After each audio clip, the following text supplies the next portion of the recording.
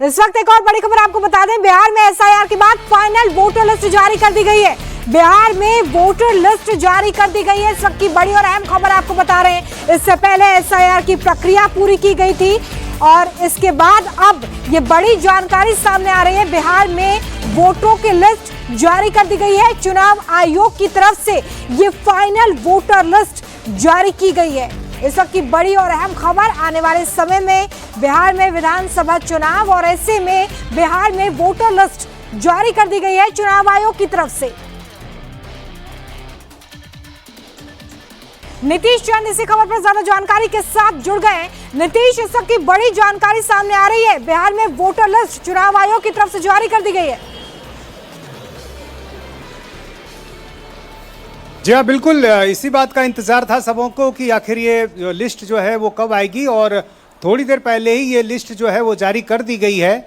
और जाहिर है जिस तरह से जो दावा और आपत्ति का समय दिया गया था, उसके बाद फिर ये पहले ही कहा गया था कि 30 सितंबर वो तारीख होगी जब जो फाइनल ड्राफ्ट लिस्ट है वो जारी कर दी जाएगी। तो वो लिस्ट जारी कर दी जाएगी और थोड़ी देर में जो आंकड़े हैं उनके जरिए ये पता चलेगा कि आखिर इस बार कितने लोगों का नाम काटा गया है। और इससे पहले आपको याद होगा जब पहली ड्राफ्ट लिस्ट आई थी उसमें यह कहा गया था कि करीब 65 लाख वोटर ऐसे हैं जिनका नाम काटा गया था। और फिर उसके बाद उसका आंकड़ा भी दिया गया था कि कितने ऐसे लोग हैं जिनका नाम इस वजह से काटा गया है कि उनकी मौत हो गई थी, कितने लोग ऐसे हैं जिनका 2 जगहों पर नाम था।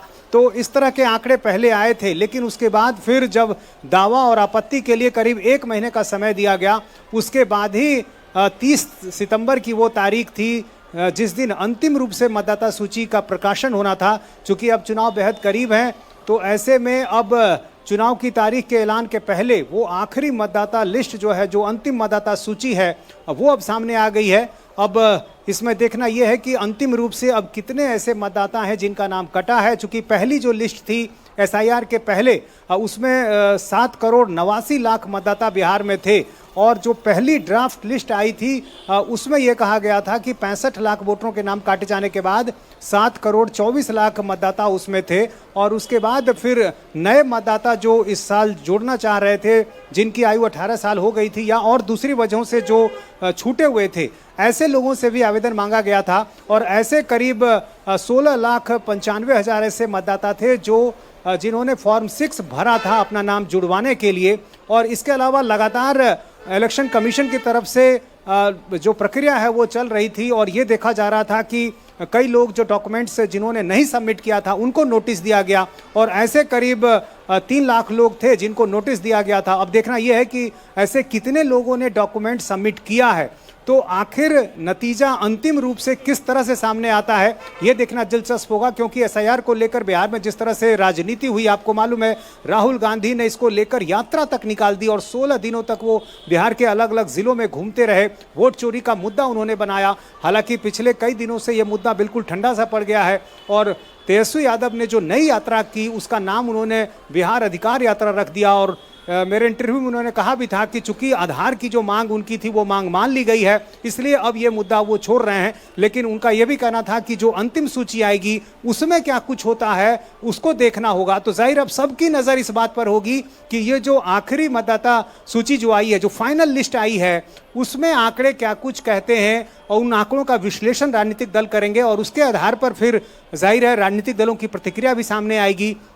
क्योंकि पहले जिस तरह से आरोप लग रहे थे, एक लगातार इसको लेकर एक अभियान चलाया गया विपक्ष की तरफ से, और ये आरोप लगाया गया कि मतदाता सूची जो बनाई जा रही है उसमें साजिश की जा रही है। बीजेपी, निर्वाचन आयोग, तमाम तरह के आरोप सबों पर लगाए गए थे। इसलिए अब जाहिर है अब ये देखना होगा कि जो फाइनल लिस्ट है उसको लेकर क्या कुछ प्रतिक्रिया आती है, और जाहिर है जो आंकड़े सामने आएंगे उससे ये साफ होगा कि इसमें अंतिम रूप से कितने मतदाताओं का नाम काटा गया है, कितने लोग ऐसे हैं जिनकी मौत हो चुकी है, कितने लोग ऐसे हैं जिनका नाम 2 जगहों पर है, या फिर कितने लोग ऐसे हैं जो अस्थायी रूप से पलायन कर चुके हैं। तो ये तमाम आंकड़े सामने आएंगे, और जाहिर है इसके बाद बिहार की जो राजनीति है उसमें बात आगे बढ़ेगी। क्योंकि अब कुछ ही दिनों के बाद जो मुख्य चुनाव आयुक्त हैं वो बिहार के दौरे पर आ रहे हैं 4 अक्टूबर को, और उसके बाद माना जा रहा है कि 6-7 अक्टूबर तक चुनाव की तारीखों का ऐलान होगा। तो ऐसे में एक हफ्ता पहले जब फाइनल लिस्ट आई है मतदाताओं की, तो ऐसे में अब हर पार्टी ज़रूर ये देखना चाहेगी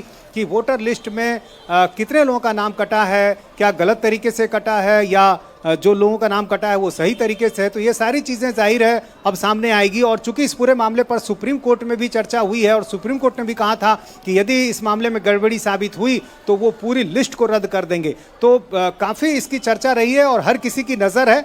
तो ऐसे में अब देखना दिलचस्प होगा कि आखिर इस लिस्ट में जो नाम अब सामने आ रहे हैं, जो वोटर लिस्ट है वो किस तरह की है और अंतिम रूप से चुनाव आयोग ने क्या पाया है और इतने दिनों में जो लगातार एसआईआर की प्रक्रिया चली उसका नतीजा क्या है। बिल्कुल, तो जो अंतिम आंकड़ा है वो क्या होता है इस पर सभी की नजर होगी। फिलहाल बहुत शुक्रिया नीतीश हमारे साथ जुड़ने के लिए, तमाम जानकारी के लिए। तो सबकी बड़ी खबर सामने आई जहां पर एसआईआर के बाद बिहार में फाइनल वोटर लिस्ट जारी कर दी गई है।